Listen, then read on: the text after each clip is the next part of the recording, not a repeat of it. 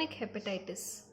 The definition of chronic hepatitis is symptomatic, biochemical, or serologic evidence of hepatic disease for more than 6 months of duration. This is called as chronic hepatitis. And microscopically, there should be inflammation and the necrosis present in the liver. First, let's see the causes of chronic hepatitis. The causes can either be viral causes or non-viral or other causes.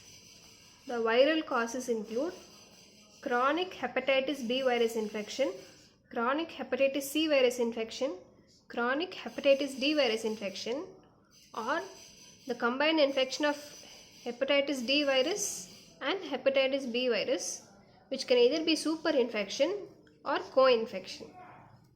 The other causes of chronic hepatitis include autoimmune hepatitis, drug-induced chronic hepatitis, Wilson's disease, and cryptogenic hepatitis, which is non-A E hepatitis.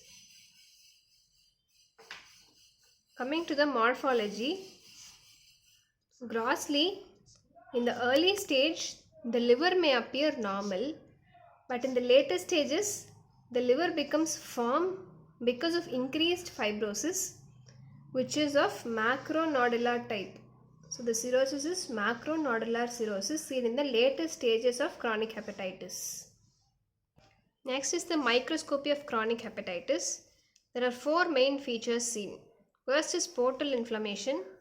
Next is interface hepatitis, also called as piecemeal necrosis or periportal necrosis. Then the third is parenchymal inflammation and necrosis. And the fourth point is fibrosis. So firstly, the portal inflammation. The portal inflammation, the inflammation is limited to the portal tracts, which includes predominantly lymphocytes, macrophages, and plasma cells, as it is a chronic inflammation. Next is interface hepatitis, also called as piecemeal necrosis or periportal necrosis. Here, there is spillover of the inflammatory cells from the portal tract into the adjacent parenchyma, and is associated with degenerating and apoptosis of periportal hepatocytes. Next is the parenchymal inflammation and necrosis. The parenchymal inflammation and necrosis is usually spotty, and there is mononuclear inflammatory cells surround the damaged hepatocytes.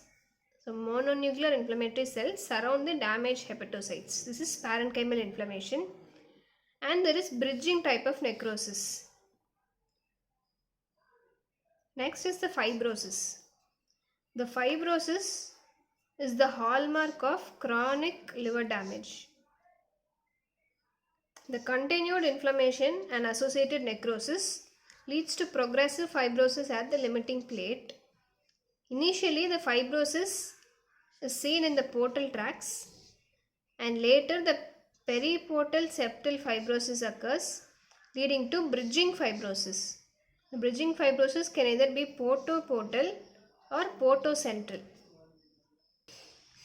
The clinical features of chronic hepatitis. Fatigue is the most common symptom seen with chronic hepatitis, and the other clinical features include malaise, loss of appetite, and bouts of mild jaundice. Coming to the physical findings in chronic hepatitis, these include spider angiomas, palmar erythema, mild hepatomegaly, hepatic tenderness, and mild splenomegaly. These are all the physical findings seen in chronic hepatitis. Next are the lab findings. There is mild to moderate increase in serum aminotransferase levels. The increase in alanine transferase is more when compared to increase in aspartate transaminase. The SGPT is more elevated than SGOT. And the serum alkaline phosphatase levels remain normal or marginally elevated. The serum bilirubin is normal or elevated, and the elevation it can be up to 3 to 10 milligram per deciliter. There is hypoalbuminemia seen in severe cases and hyperglobulinemia in severe cases or end-stage disease. And the prothrombin time is elevated in severe or end-stage cases. These are all the lab findings in chronic hepatitis.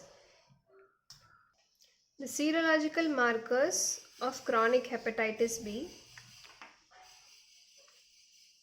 There is presence of HBs antigen and there is presence of IgG anti-HBC antibody as it is chronic case. So IgG, immunoglobulin G is present and the immunoglobulin M anti-HBC antibodies are absent.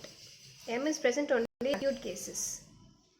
Next, there is presence of HBe antigen or rarely the presence of anti-HBe antibody, and also there is presence of HBV DNA, hepatitis B virus DNA. These are all the serological markers of chronic hepatitis B infection. Lastly, the consequence of chronic hepatitis.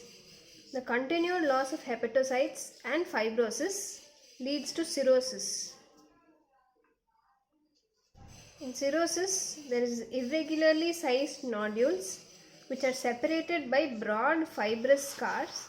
So this type of cirrhosis is called as post-necrotic cirrhosis,